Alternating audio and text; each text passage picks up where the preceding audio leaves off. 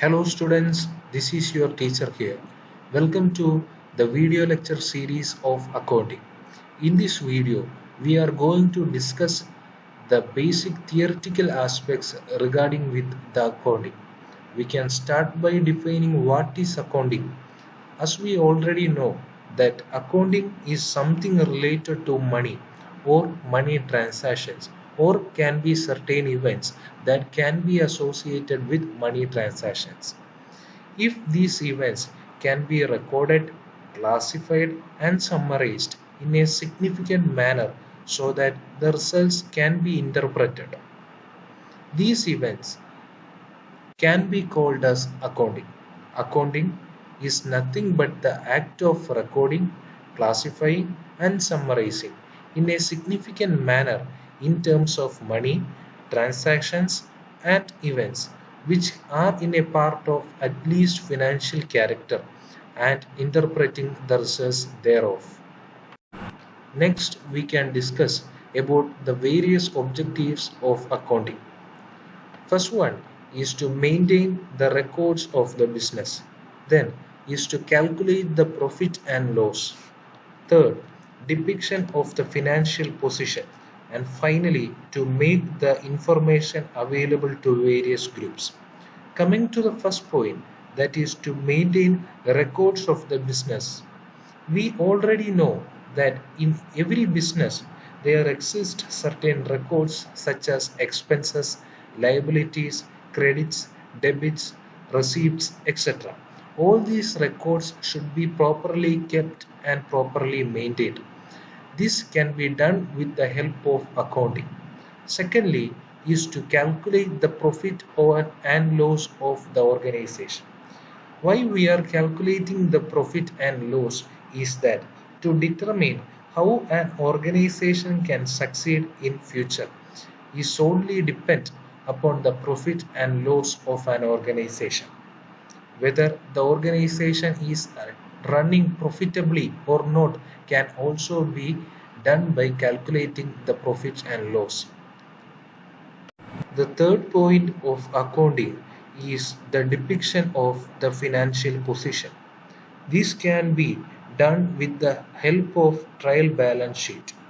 A trial balance sheet will help us to know the exact position of an organization, or it is used to know the true position of an organization, that is how or where the organization is standing now or where will be the organization standing on future.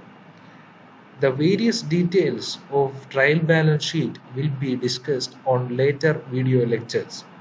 And finally, to make the information available to various groups such as company owners, company bonders, or company employees, or company agencies. Next, we are going to discuss the various steps that are involved in an accounting cycle or process. An accounting cycle generally consists of 5 major steps.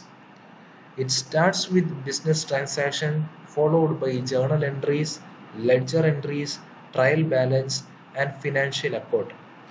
The first step, that is the business transaction, is those activities or the monetary transactions associated with those activities such as purchasing and selling of goods. The transactions so made are entered into a book called a journal through a process journal entry. This is converted into needful account called ledger entry. It is followed by a process or a step called trial balance, as we have already discussed in the previous topic. A trial balance sheet is generally developed so as to know the true position of an organization or the exact position of an organization. A trial balance sheet also helps us to know if any transactions are misguided or misleaded, or if any mistakes have been taken place during the previous steps or transaction. This is followed by a final step known as financial accounting, where the net profit as well as net loss are calculated. The next is the account concepts and conventions. First of all, we are going to discuss what are the various accounting concepts. There are 6 accounting concepts involved. The first is the business entity concept, dual aspect concept, going concern concept, accounting period, money measurement concept, and cost concept. The first is the business entity concept, which means that the company owners and business have separate identity. That is, the identity between the business and the company owners should be separated and should not be mixed together.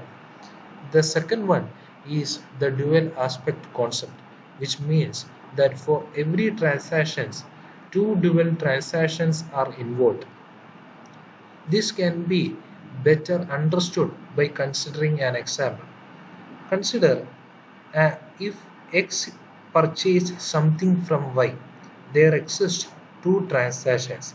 X has got something and X is paying an amount.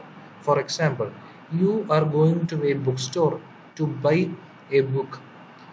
In that particular transaction, you purchased the book from the bookstore as well as you are paying an amount for the book you purchased. Therefore, for every transaction, there involves two dual aspects. Generally, something comes into the transaction and something goes out of the transaction.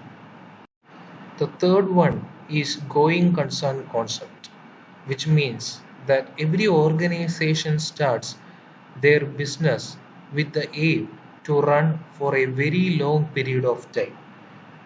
No organization needs or starts their business with the desire of running for a very short period of time.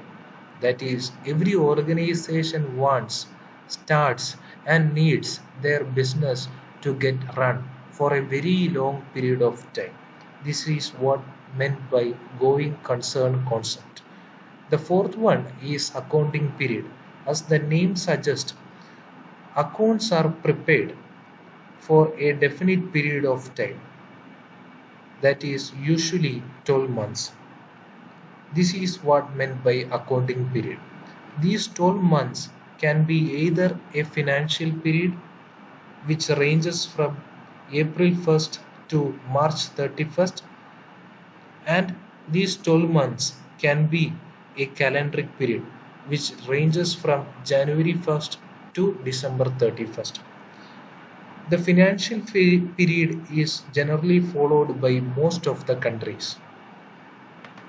The next one is the monetary measurement concept, which means that monetary transactions have only place in the accounts.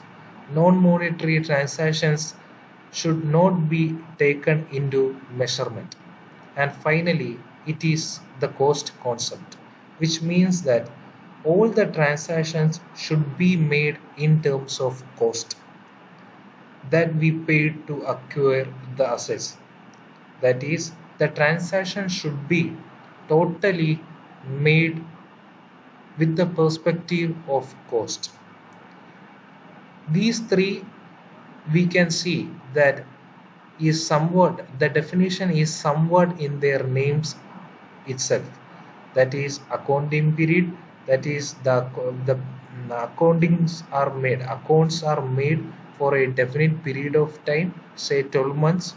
Monetary measurement concept, the which means that monetary transactions have only place in the accounts. And finally, it is the cost concept, which means that all transactions are made in terms of cost. The first one is the convention of consistency, which means that the method of measurement of transactions should be consistent. The second one is convention of disclosure, which means the honest preparation of accounts. That is, the monetary transactions or the accounts made should be prepared with honesty. The third one is convention of materiality. We know that there exist certain transactions which can be required, and there exist certain transactions which are not required. Convention of materiality says that only consider those required transactions for the organization. And finally, convention of conservation, which means that all possible transactions should be taken into accounts. Next, we are going to discuss the branches of accounting. There are three branches of accounting: financial accounting, which is considered as the base one, cost accounting, and third, management accounting. Coming to the financial accounting, here the method is that first one, the transactions are recorded, it is converted into necessary accounts, and the information from the necessary accounts is appraised to the management according to the need. Once more, the transactions are recorded, it is converted into necessary accounts, and third, the information is appraised to the management according to the need. Second, it is the cost accounting. Here generally the cost of the product is considered. The product can be bulk or with respect to individual product cost is considered, and the cost control of the product aspect is also considered. That is where, in which area or in which product area the cost could be controlled is also taken into account. The third one is management accounting. It is generally useful for the management. The main objective of the management accounting is to minimize the losses and cost and to maximize the profit. Next, we are going to the summary of the overall contents that we have discussed so far. First, we have discussed about accounting, that it involves three major steps, that is recording, classifying, and summarizing of the monetary transactions made.